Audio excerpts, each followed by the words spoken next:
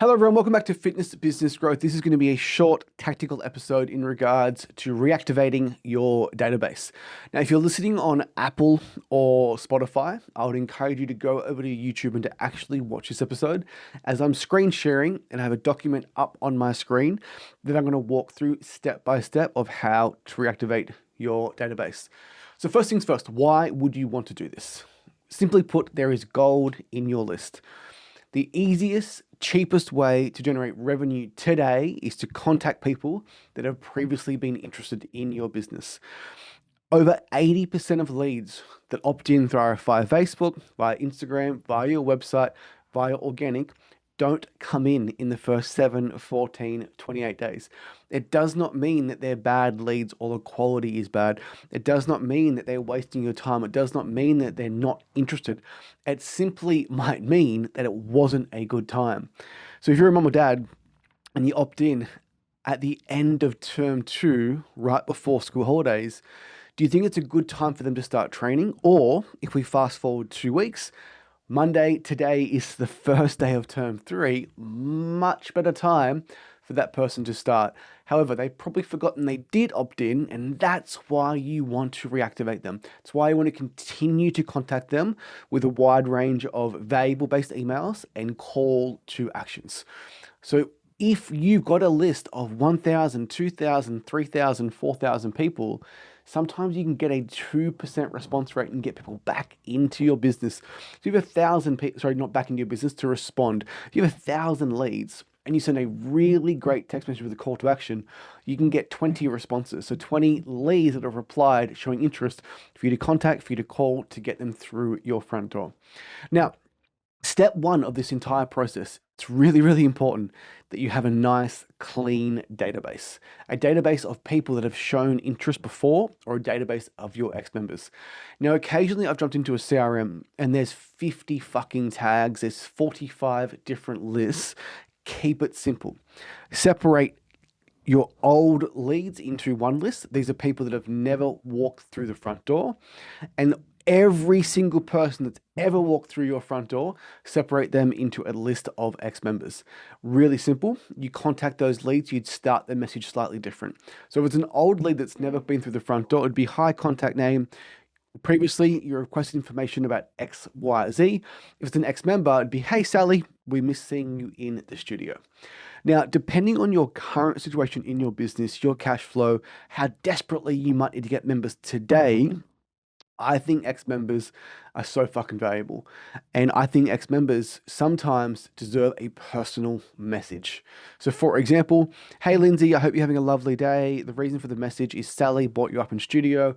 We miss having you at our 6 a.m. session. I hope you and Bob and the dog is well. So if you contact 5 ex-members a day, every single workday for an entire month, 100 ex-members, do you think you're going to get members back through the front door? And the answer is absolutely.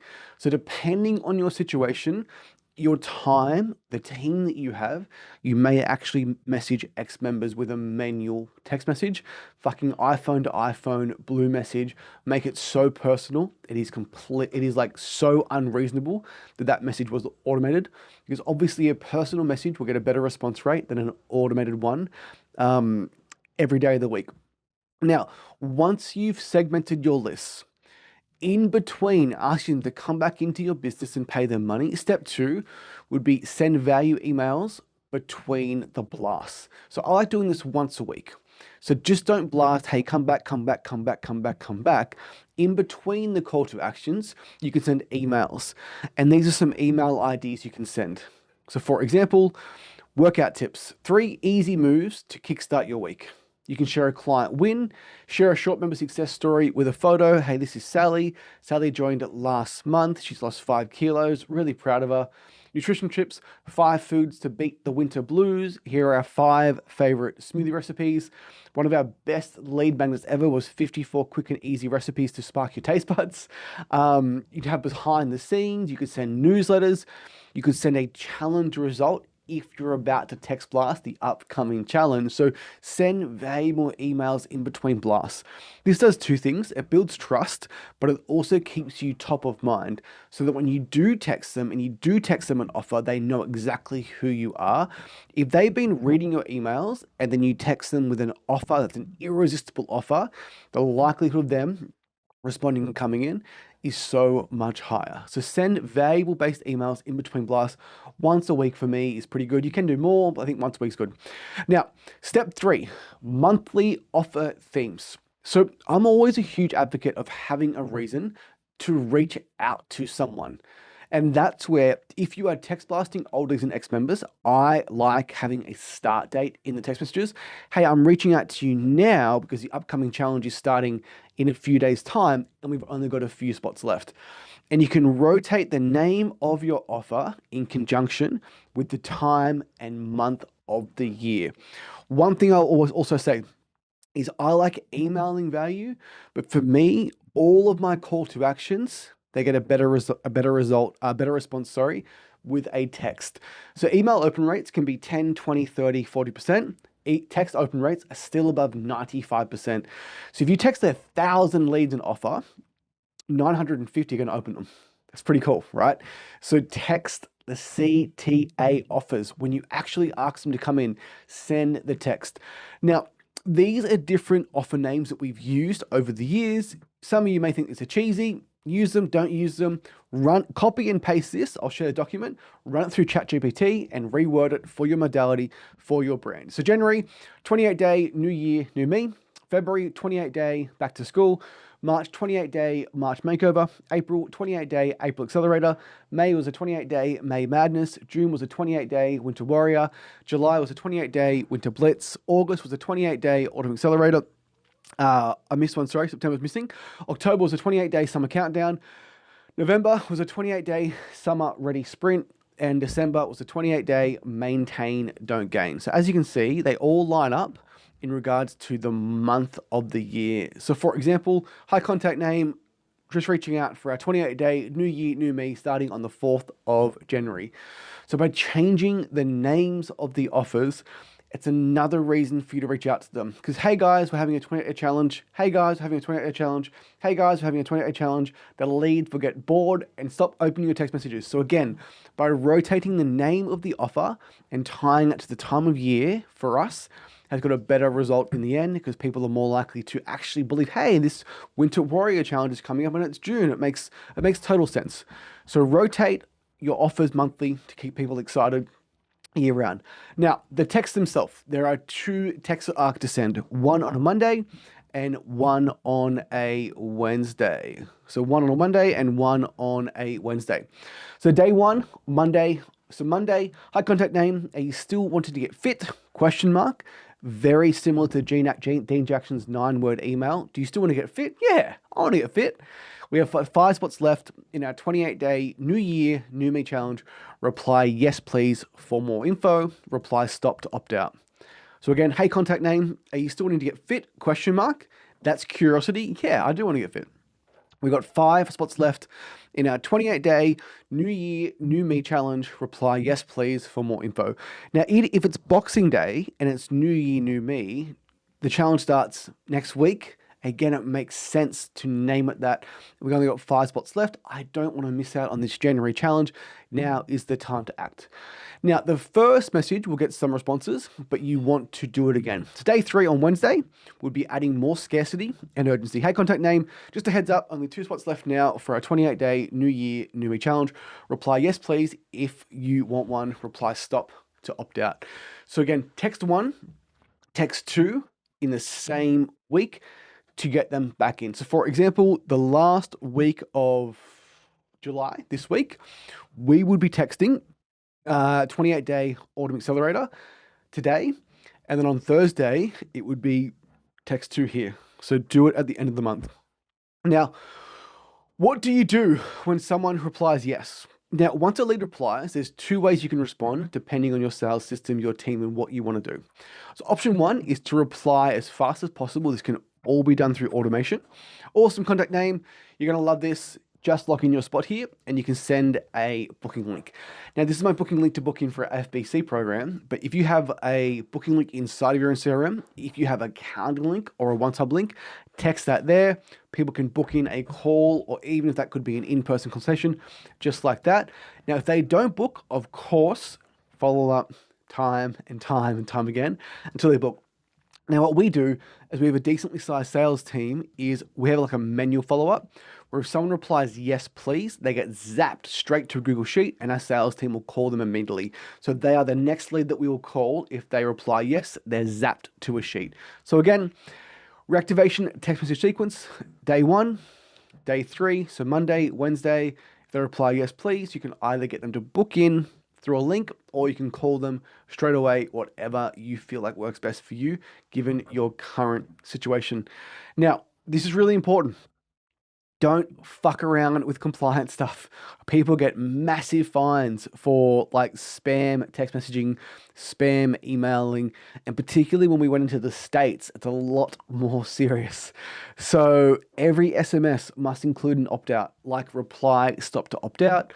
Even in your CRMs, you can have things set up where if someone replies stop, if the word stop appears in capitals in their messages, it can put them on your D and D list, which is D&C list, which is do not contact. So if you are going to continue to follow up your leads with text, with emails, just do it the right way and add in the stop. If someone replies stop, you'll never contact them again, but it actually keeps your list cleaner and cleaner and cleaner. And the thing is, going back to these lists here, if you've got old leads that you've been texting for months and months and months and months and months and months and months, in amongst that, people have hit stop, stop, stop, stop, stop. It means that the people there are somewhat interested because they haven't opted out. Same thing with your ex-members. So again, be compliant, do the right thing, and don't fucking harass people. Now, bonus tip. This is something that we do really well. We probably about 12 months now we've been doing it, and it gets us really good results. So the same way that you prioritize new leads that come in, you want to call them within 5 minutes, call them multiple times the first days. Even in these lists of old members, ex-members, and old leads, you can actually focus on certain components of them. So focus on email opens plus text replies first. So if you're emailing your list every single week, typically in your software, like Go High Level, for example, you can actually have a smart list, which is a list of people that have actually opened an email or that have clicked on an email. So even for those people, you may think it's worthwhile not even doing the automated text, but actually texting that person manually. Hey, Jamie, I just saw you opened up our email in regards to our recipe book, 54 quick and easy recipes to spark your taste buds. Are you currently training ? So if someone's opened your email, you are top of mind for them. It makes sense to even give them a call straight away or to text them personally. Same way with text replies. If someone replies yes to a call to action, I would then put them in a separate list or a separate sheet where every single time that you make that offer again, you might text them or call them about the new offer. So you want to focus on people that have opened your emails, that have clicked on links, that have replied yes first, the same way that you would focus on new leads that were coming through your paid funnel. So guys, I hope that makes sense. So just to recap, there is gold in your list. Segment your database, keep it clean, old leads and ex-members. It's an annoying job, but it really pays off if you do it well. You can even get a VA to do it. Send to is send valuable emails in between the blasts. Don't just say, join my gym, pay me money. Provide value. So I'm going to email this podcast to our entire list of fitness business owners, and I hope they get value. And I'm not going to ask them for a single thing in return, hoping one day that they just book in and we can start working together. So send valuable emails in between. Step 3, if you are going to reactivate your leads, have a monthly theme based around the time of year, which actually creates real scarcity, and real urgency. Because if every new challenge for your leads commences on the first Monday of the new month, there really is 7 days to text them again, to get them to book in, to get them to start. So by creating real urgency, it actually works. Step 4, I would text the leads on Monday. I'll then text the leads on Wednesday. First message, use Dean Jackson's 9-word email. Are you still wanting to get fit? Do you still want to lose weight? Do you still want to transform your body? Do you want to grow your fitness business? So just keep it short, sharp, curiosity, the actual offer. And then text 2, Wednesday, will be adding in more scarcity and urgency. If you had 10 spots left on Wednesday, you've now got 3 spots left.